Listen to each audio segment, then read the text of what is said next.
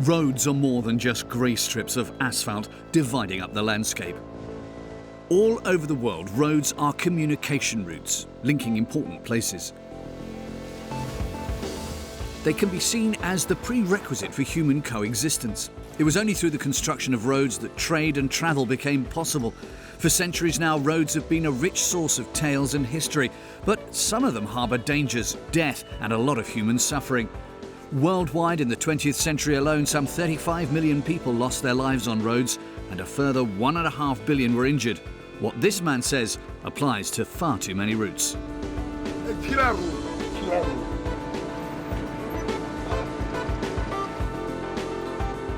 Some of the world's most dangerous roads are located in the mountains, far away from civilization. Others, totally congested and seemingly devoid of any order, run through towns and villages or through major cities.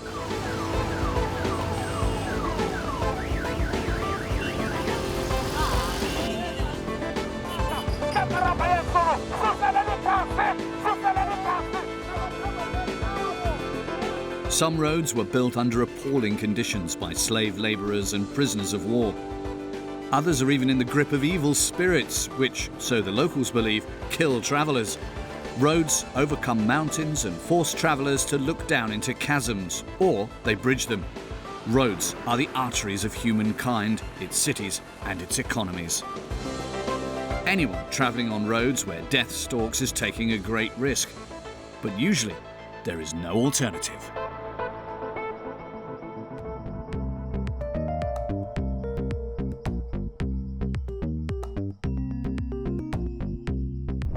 Some roads are wide, splendid and famous. Others are merely nameless tracks. No one knows where they begin or end. But this road in the Bolivian Andes, which links La Paz with the Yungas region in the tropical lowlands, is not only a commercial route for coca leaves, tropical fruit and electrical appliances. It is a road full of adventure and tragic fates. In Spanish, the road is called La Carretera de la Muerte, the road of death, because sadly, if a bus or a person plunges 400 meters into the depth, that's it.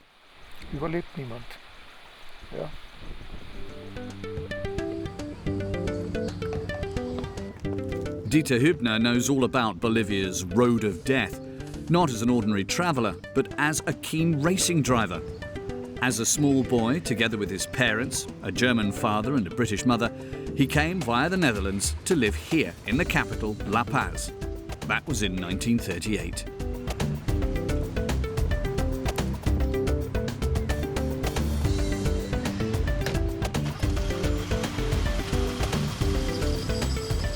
Dieter was still young when he taped his starting number to his old Mercedes and, just for fun, took part in his first race. And came second. From then on, the petrol in his veins really began to bubble. While still employed as an electro-technician, Dieter began working on his career as a racing driver. He won the Grand Prix in neighbouring Peru, performed well in the London to Mexico rally, and was twice winner of the Road of Death rally.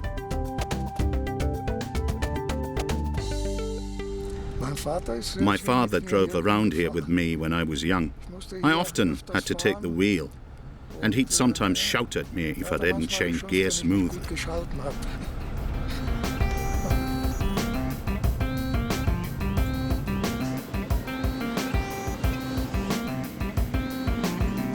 This road links the capital, La Paz, with the Yungas region. Anyone setting out in this mountain region with peaks up to 5,000 meters high will pass this impressive warning symbol. The Bolivian government had the monument built to draw travelers' attention to the dangers of the Yungas region.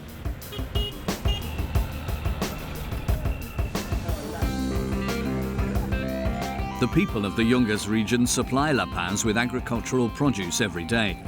And in stores in the capital, the inhabitants of its hinterland purchase flat-screen TVs, which are in great demand, and other electrical goods that are not available in the mountain villages.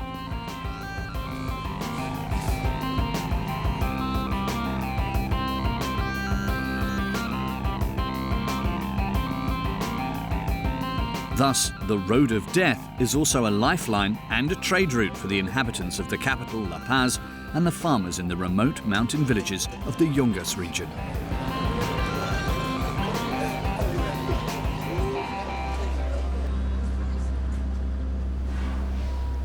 For most people, there's no alternative. It's only us bus drivers who actually drive through the Jaax region. And there's perhaps a flight to Beni in the provinces, but that's about all. And there's no other form of transport. It's the bus or nothing.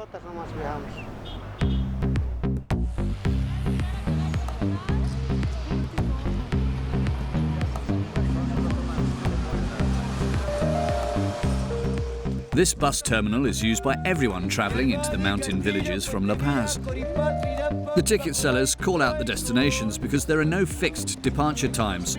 Each bus only leaves when as many seats as possible have been filled and the luggage has been stored safely in the vehicle's spacious hold.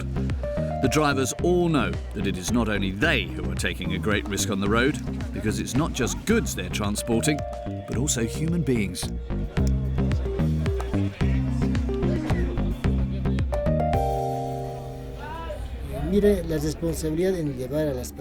When you transport people here, you're carrying a lot of responsibility. We are really focused when we set off with passengers sitting behind us. Since we drive the roads once or twice a week, we need to be really rested beforehand. You can't afford to be tired at the wheel. There is no way you can do a round trip on these roads in just one day. Two teachers and a commuter know what they're in for.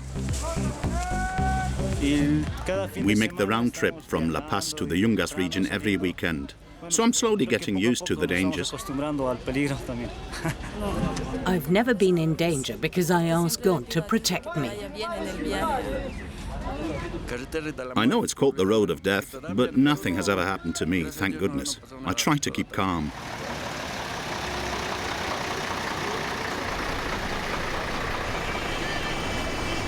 The drivers don't like to talk about the mixed feelings they get every time they set out for the Jaax region. Many of them have already been involved in accidents there. At a checkpoint on the edge of town, the police ask where the driver is heading to. They ask to see the vehicle documents and the driver's license. In an emergency, the authorities need to know whom to look for in the mountain region. The road claims 200 or 300 victims every year. Time and again, people disappear without trace, despite police checks.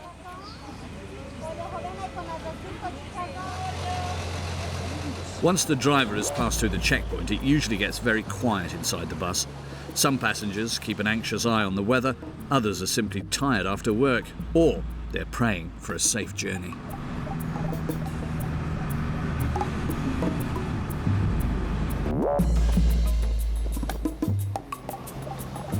This is the kind of road the drivers in the South Jaax region can expect over the next few hours.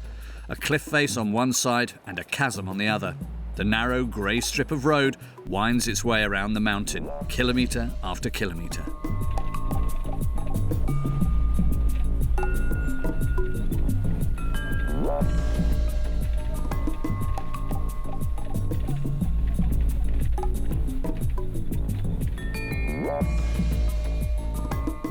Even though the drivers know the road inside out, caution is still called for.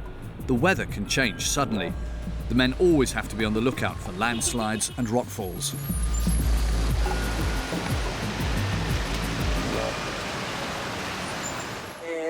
I've been driving a bus through the Jaax region since I was a young man. And that's a good thing, because if you are only used to driving on normal roads in the lowlands and suddenly find yourself on these roads, you can easily lose your nerve. So it's good to become familiar with a dangerous road like this while you're still young. One driver will have stronger nerves, while another will perhaps prepare more for the journey. As for me, I've been driving on the most dangerous roads in Bolivia ever since I was a youth. Practically my entire life.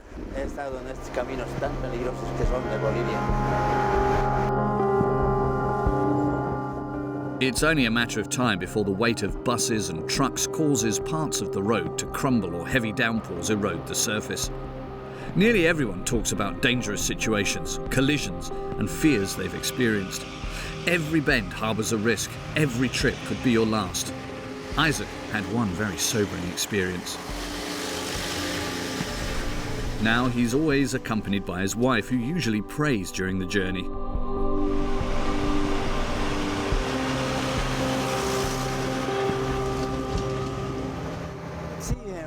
It happened just after I had started work for the day. We were on our way to Cholumani when I collided with another bus on a blind bend. Speed, of course, always plays a role in such accidents. Because I was driving uphill and he was coming down. He couldn't brake hard enough on the bend. His bus started to swerve and we collided.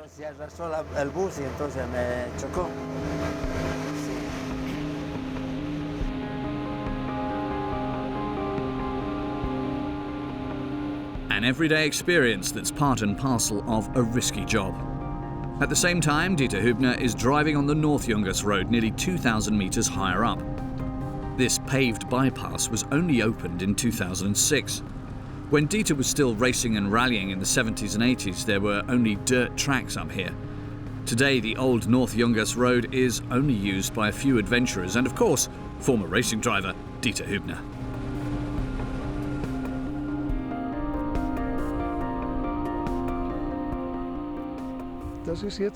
This is now the classic Jungers Road. Many years ago, I used to race on it. And on 2 occasions, I even won.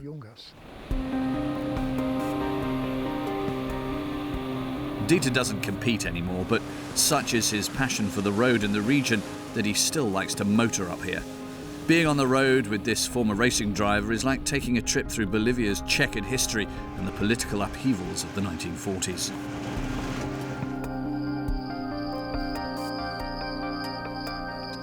This is one of the deepest parts of the Jungers Gorge.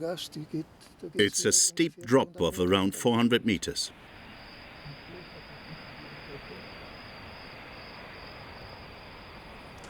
This is a monument to the politicians who were murdered here in 1944. They were shot and their bodies thrown into the gorge. It wasn't until many years later that they were found by a racing driver. Alberto del Carpio, who competed in the 40s and 50s. The corpses were still clothed and even had documents on them, so it was possible to identify them.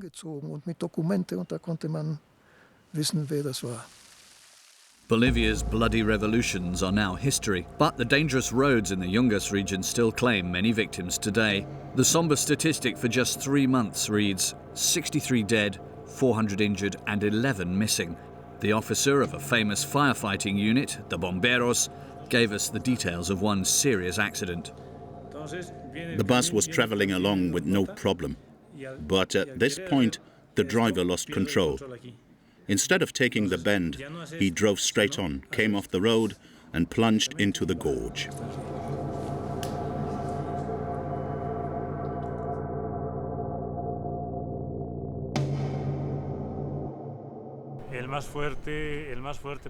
The worst accident I've experienced occurred on January 21st, 2013. I got a call at 5 in the morning asking me to lend a hand. When I arrived at the scene, it still wasn't clear how many people had been injured. First of all, we rescued 26 bus passengers who were more or less seriously injured. Then, in a depression, we found a 3 or 4 month old baby that was already dead. It was just as bad finding victims whose bodies had been torn apart.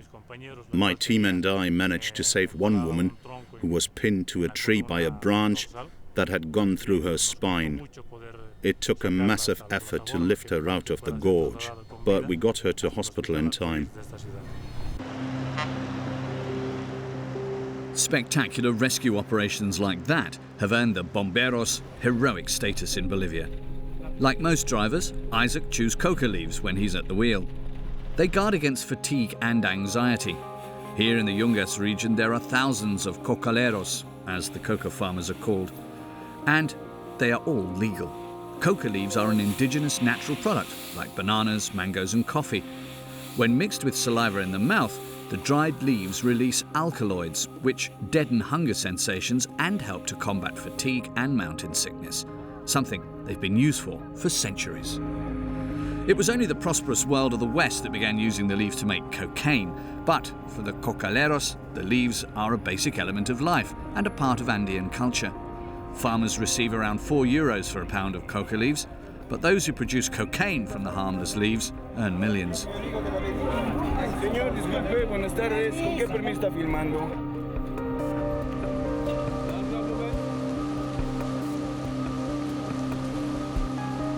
Many people here believe that the road is cursed because in the 1930s it was built by Paraguayan prisoners of war.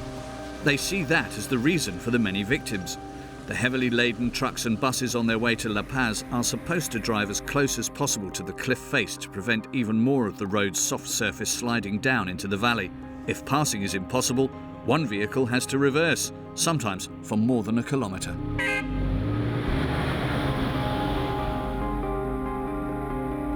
Like its predecessors, the present Bolivian government tries to maintain the South Yungas Road, but time and again the torrential streams of the rainy season from November to March flush entire sections of it into the depths.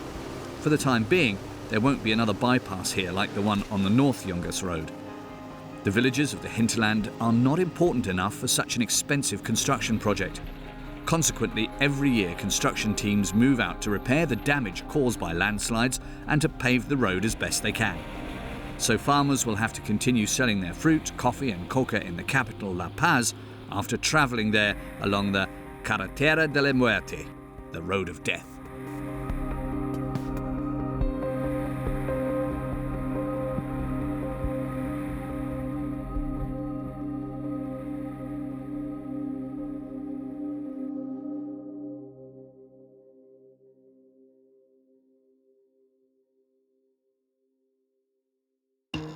Travelling by car in the Ivory Coast in West Africa can be very relaxing. Finished in 1964 and built mainly for politicians and diplomats, the highway between Abidjan and Yamoussoukro is an extremely smooth ride. Once a year, Justin Zongo, a bus driver from Rüsselsheim in Germany, comes back to visit friends and relatives. But the road he has to take to the small village of Wawakru, 90 kilometres north of the capital, is strenuous and full of dangers. It's definitely not for the faint-hearted.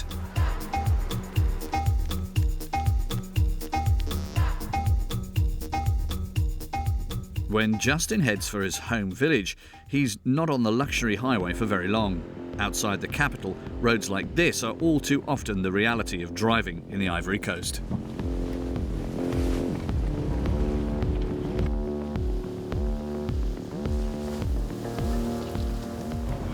My goodness, this year's really bad.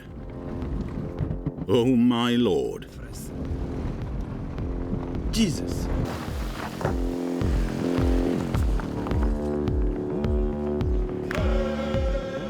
You've got to know what to expect on roads in the Ivory Coast.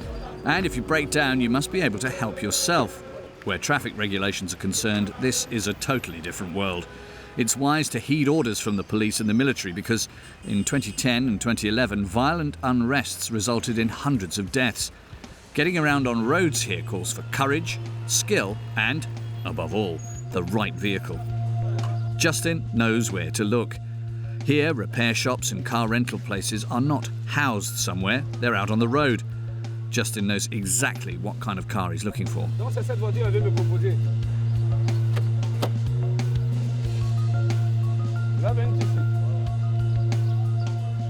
A BMW would be really good because it has rear-wheel drive.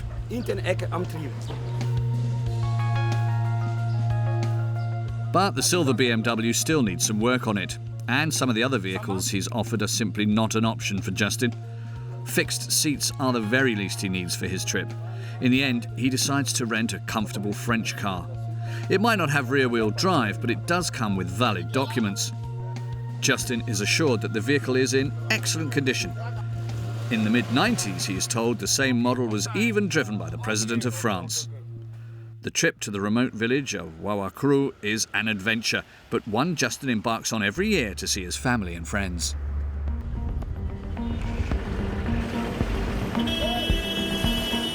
Even in the capital, you need all your wits about you. If you bump someone on the road or cause an accident, nobody's going to come. No one gives a damn. Nobody asks to see your documents. Life here is a fight for survival. The first 60 kilometres in the early morning are easy. The road is paved, the temperature tolerable, and there are no bandits in sight. But the weather and the terrain are about to change. The rains make things difficult. You have to go up and down hills, and that's really dangerous. I hope I'll make it and see my friends. But it's going to be tough.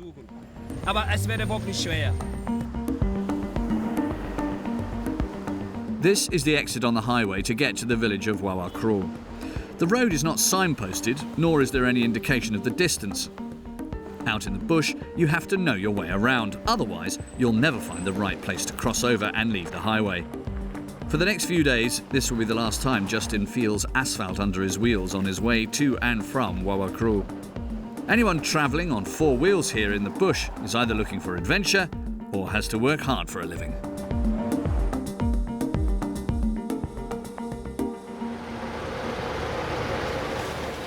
Jibril is 40.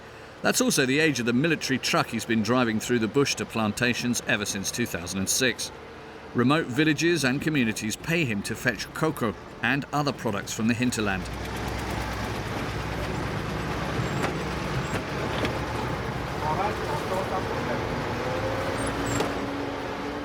It's a tough job, but Jibril thanks God for it every day and prays to him for help.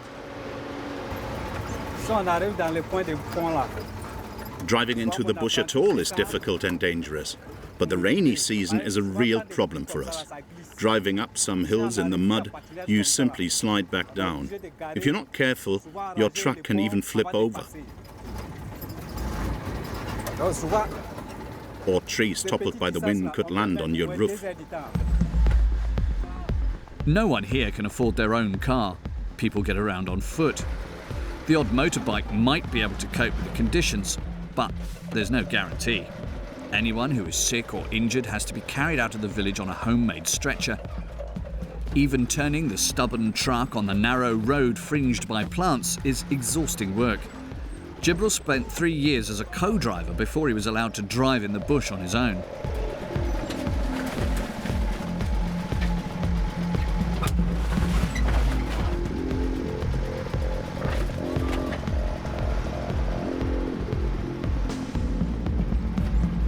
Every downpour washes away the sides of the road more and more.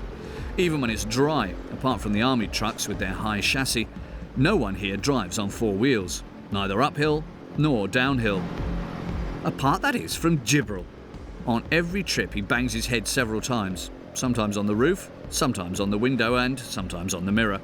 But in low gear, he has to keep his foot down. Otherwise, he'll never make it.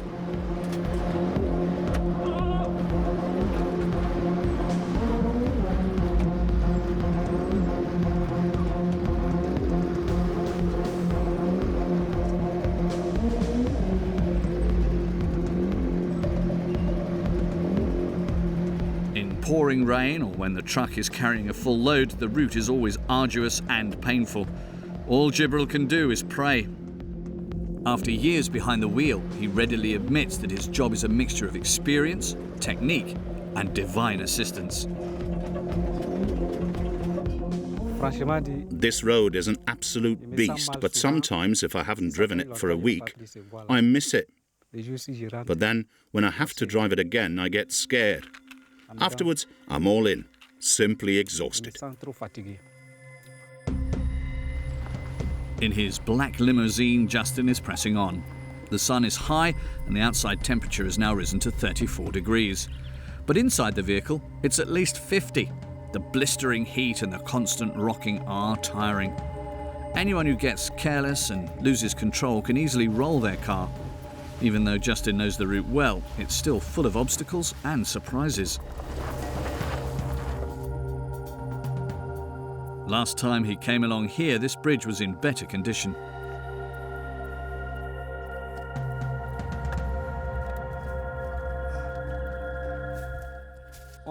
Last time this lock was over there. How do I get across? I'm not sure I should risk it. If the car gets stuck, I've got a real problem. The locks haven't been laid properly, so there's a danger of the car slipping off. There are gaps everywhere. The BMW would have been better. But unfortunately, I have to watch how much I spend. Das wäre besser mit dem BMW, aber leider habe ich keine dicke Portemonnaie.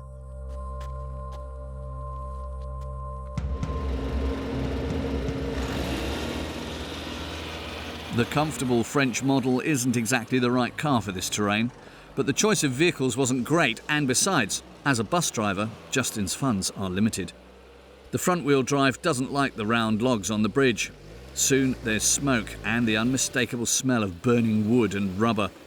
Nevertheless, after a few unsuccessful attempts, Justin makes it across the bridge after all.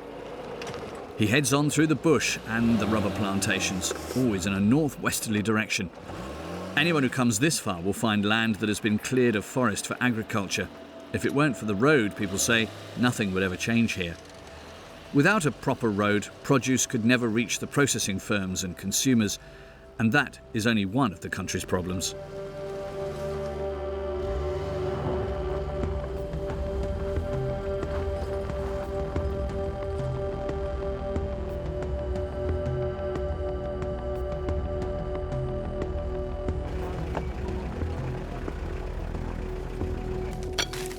Shortages, deprivation and poverty. Apart from poorly paid work in the fields, the countryside offers hardly any prospects, especially for young people.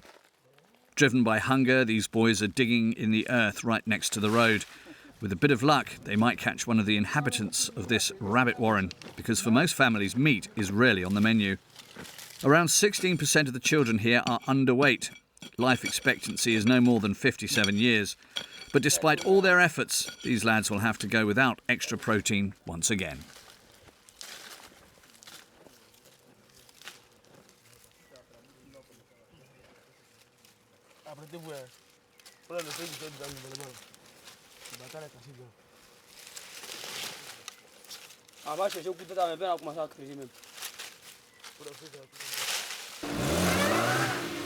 While the boys are heading for home, disappointed, Justin is having even more problems. This time he's stuck. The mud hole has proved too much for a front-wheel drive car with moderate tyres.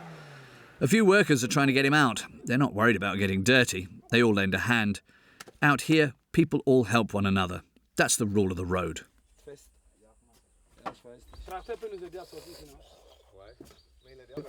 If someone needs help, I don't have to ask him what the problem is. I just lend a hand. I have to help. Here in Africa, it's an obligation. Half pulling, half pushing, everyone pitches in. And at some point, the Peugeot really does emerge from the mud. It's a duty to help out on the road. Justin also knows that people here don't have much and are grateful for an extra bit of cash, so he obliges. But no one can tell him how far it is to the next village. Out here, it's times that matter.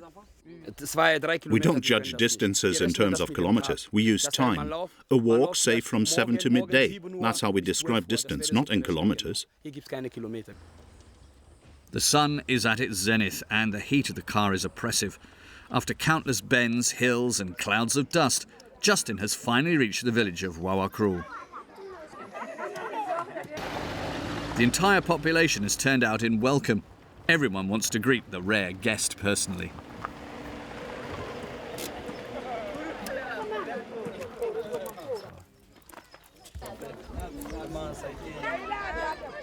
That's always the case.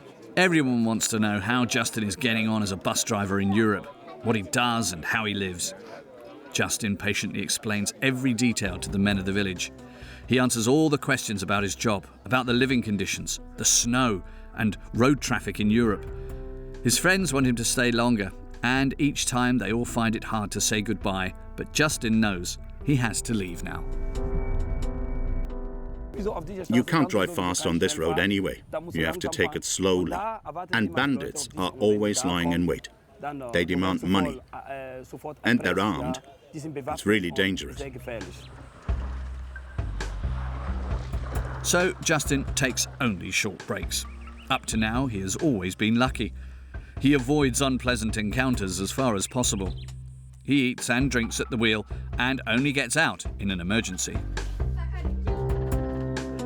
In the village, it's afternoon and the last sacks of cocoa for the day are being loaded. The truckers, too, are glad for every day that passes without incident.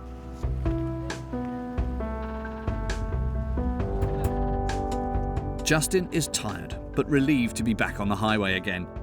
When he finally reaches the repair shop, mechanics, the car, rental man and some onlookers are already waiting. 2 days ago they were joking about who would wilt first, the Peugeot or Justin, but now they're all curious. Justin loves his job as a bus driver in Germany, where he says the roads are pure luxury. His family and friends are looking forward to Justin coming back next year. Then he hopes he'll be able to get hold of a BMW with rear-wheel drive for the trip to Wałęsa, or even an off-road vehicle.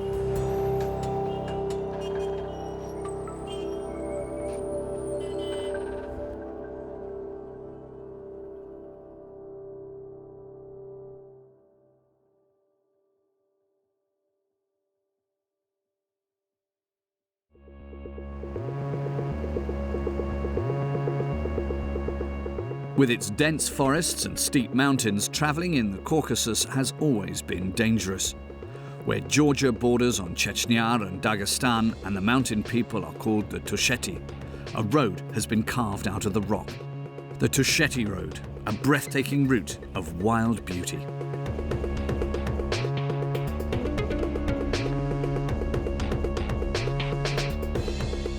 Heiner Boer came to Georgia 15 years ago in search of adventure. It was out of pure curiosity that he first travelled along this road to Omelo, on the load bed of a military truck.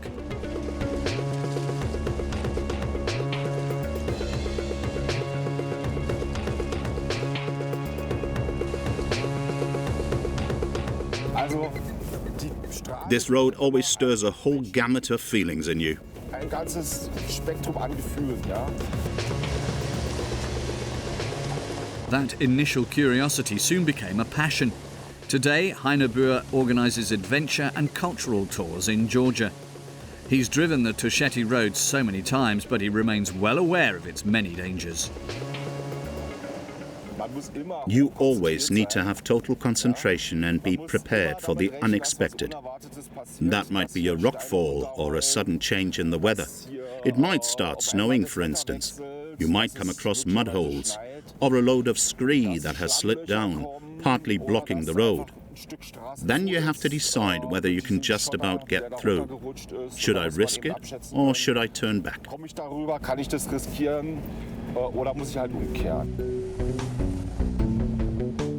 When Tusheti in the lowlands visit their relatives in the mountains, they hire local drivers who are familiar with the Tusheti Road. Valeri used to play here as a child. Later, he'd gallop round the hazardous bends on horseback. Even today, he drives very close to the edge, taking anyone prepared to pay €100 for a trip into the mountains of the Caucasus. Many truck drivers who call themselves professionals are scared of driving up here in the Tusheti Mountains. But there really is a big difference between driving down in the lowlands and driving up here.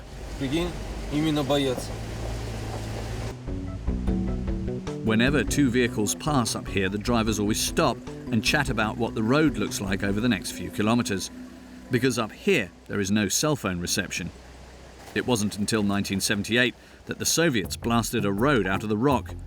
Before then, the Tusheti Road was at best a trail that was only accessible to hikers and riders in summer. No one has ever counted how many people have died on this road.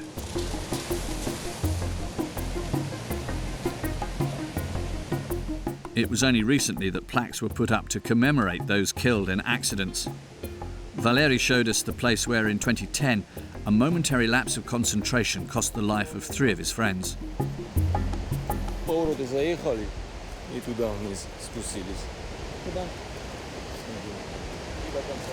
They came off the road in fog and plunged 70 metres into the gorge. Ever since then, Valeri has unbuckled his seatbelt whenever he drives into the mountains. It has nothing to do with macho behavior. I do it because I think it's safer. Up here you can sometimes hear danger before you actually see it. If there's a landslide, for instance, you can get out of the car faster if you're not wearing a seatbelt. You gain precious seconds. It's as simple as that.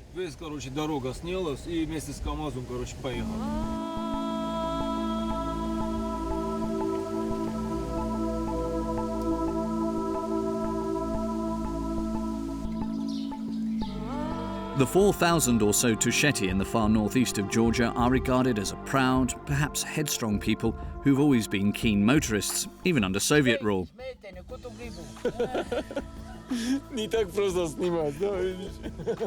In those days too, they lived cut off from the rest of Georgia.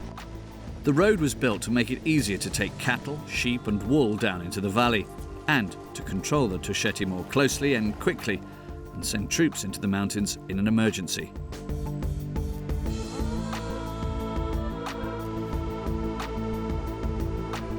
In the Civil War upheavals of the early 90s, criminals cut down the power lines and sold off the precious metal. Without electricity, the region now seems really archaic and fairly isolated, but the unspoilt beauty of nature here is impressive. We're now approaching the Abano Pass. The road is getting narrower and the rock face steeper and steeper. Anyone who lives here for some time soon learns the laws that apply on and off the road. If you encounter a driver coming from the opposite direction and he's carrying, say, 100 liters of wine, you both stop. He invites you, and the next half or 3/4 of an hour are spent chatting and drinking. Before saying goodbye and getting back to the road, you make a toast to the Lord and the road itself, and to the memory of those who have died on it. It all goes together. The danger, faith, and also the drinking. Not to drink is to violate every custom. So often, there's no getting around having a glass or two.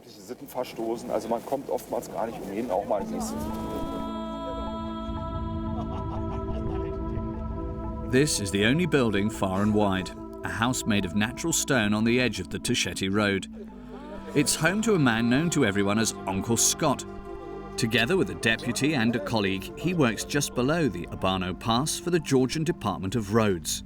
In the mornings, a shot of vodka is just as much part of breakfast here as fresh bread and the local sheep's cheese. Uncle Scott has been working up here for nearly 40 years, ensuring that the road remains somehow passable, at least from June to October. On the agenda for today is a once-over for a vehicle that has been in service for as long as Uncle Scott himself. As real traktoristi, he and his colleagues know every screw on the steel workhorse.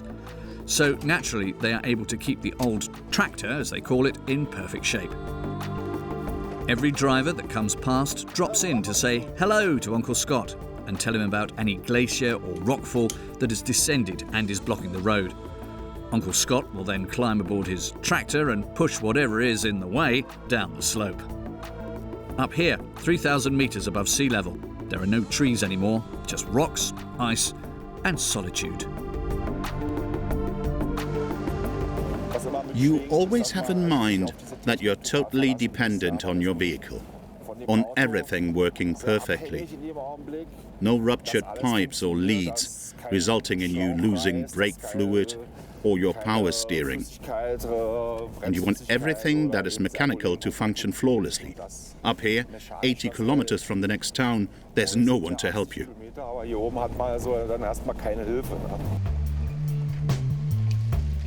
A year ago, a wealthy Russian broke down in his 4x4, so it had to be airlifted into neighbouring Chechnya by helicopter.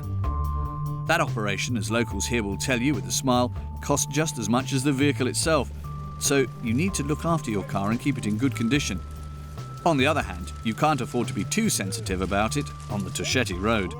Motorists share the route with lots of animals, and they are every bit as important to the Tusheti as sheet metal on 4 wheels is to others. This is where a cow scraped past and dented my car, just like the horse that couldn't handle this bend once did. You see, it's only small, but fixing it cost 200 euros. But on the summit of the Urbano, rockfalls or avalanches can quickly have totally different consequences.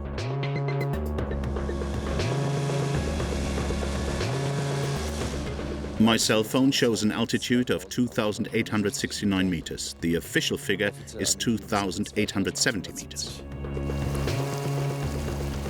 On the other side of the Urbano, it has got warmer. Uncle Scott and his men have their hands full because when the meltwater builds up pressure on the slate rock, danger threatens.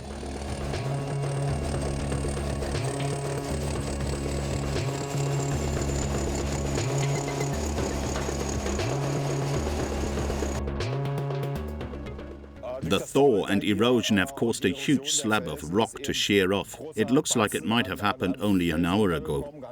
At first glance, I thought we'd never be able to get past. But on closer inspection, I saw that 3 of my wheels still had solid ground under them. So we were able to make our way across. The rocks have really sharp edges. And on the left, we had to watch that they didn't slit open our tires. I've checked, and the tires have suffered some cuts. But they're basically okay. We just have to make sure that nothing else comes crashing down here. The Tusheti Road seems to have a magical appeal for adventurers, despite, or perhaps because of, its dangers. This is an overland trip, no? Greece, Turkey, Iran, Armenia, now Georgia, little piece of Russia, Yalta, Ukraine, Romania, Serbia, Croatia. The man has got nerves. He's not fazed by the sharp edges of the rocks. After all, he plans to visit all those places in 40 days.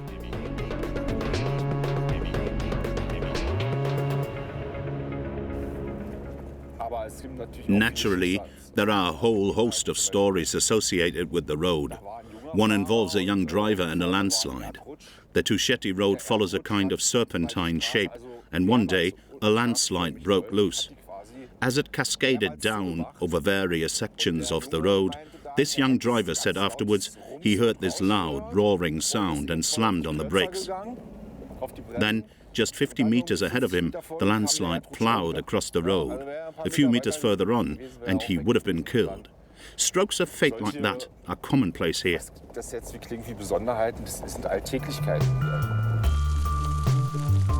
At some times of the year, people and animals are on the Tusheti Road at the same time. Especially in August, thousands of sheep, cattle and horses are driven down into the valley. Heino Buhr documents every trip on the Tusheti Road. He photographs dangerous sections of the road or places where the view is particularly beautiful, like it is at the end of the road at the fortress in Omelo.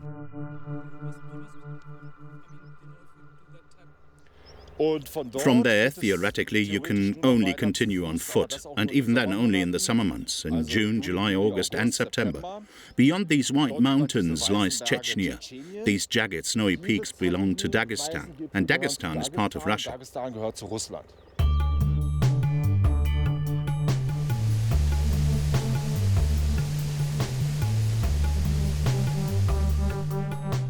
This is one of the most beautiful roads in the world. The word Caucasus comes from the Greek. It means shining mountain ice or white as snow. Anyone prepared to accept the challenges of the Tusheti Road between May and September is rewarded with the wild, breathtaking beauty of an unspoilt mountain landscape. Some of the dangers on roads have natural causes. Travellers are under threat from the climate, avalanches and landslides. Other risk factors include family duties, pressure at work and social hardship. They force people to take a risk in getting from A to B every day. Other dangers can be put down to human error, like a lack of concentration or a mistake at the wheel. But simple bad luck can also mean tragedy on the roads of death.